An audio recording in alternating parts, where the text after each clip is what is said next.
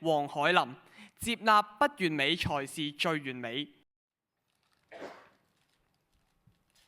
每晚刷牙嘅時候，我都會反覆問自己：點解我咁渣？點解會生成咁㗎？點解人哋做錯嘢冇俾人鬧嘅我？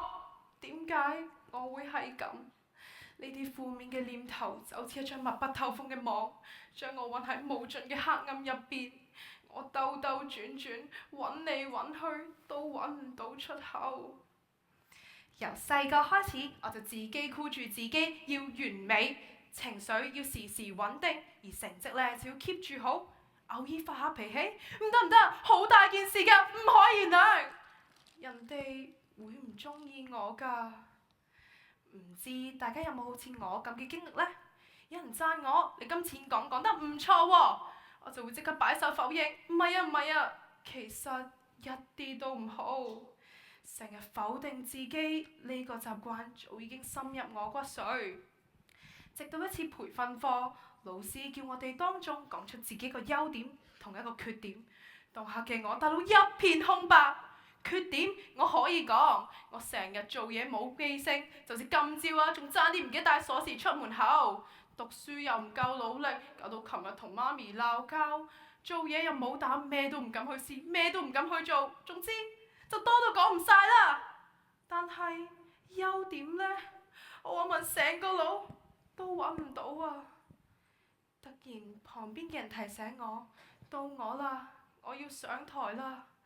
我上到台，台下嘅目光就似針咁拮落我身上邊。我諗唔到會唔會俾人笑，會唔會冇人肯同我做朋友，會唔會俾人鬧㗎？強大嘅心理壓力逼到我衝出課室，跑到附近嘅公園，坐喺長椅度，想平復一下心情。深秋嘅公園特別靜得只有一棵長滿黃葉嘅大樹陪住我。呢個時候，一對母女嘅對話飄到我耳邊。媽媽，點解呢棵樹啲樹葉全部都係黃色㗎？哦，呢個係樹喺唔同季節嘅生長形態。到冬天佢冇晒樹葉，而春天呢又會長出嫩綠，再到夏天就會變得枝繁葉茂啦。但係佢唔會唔開心咩？淨係得夏天先靚啫喎。梗係唔會啦，因為呢個係每棵樹都會經歷嘅生長階段。呢句説話就好似道光咁照入我心入邊。係喎，人唔係就同樹一樣咩？唔需要永遠保持枝繁葉茂嘅完美，偶爾嘅黃葉時刻，暫時嘅枯葉階段，都係我哋人生嘅必經之路。每個人都有優點同埋缺點，正係因為呢啲片段，先湊成我哋獨一無二嘅人生。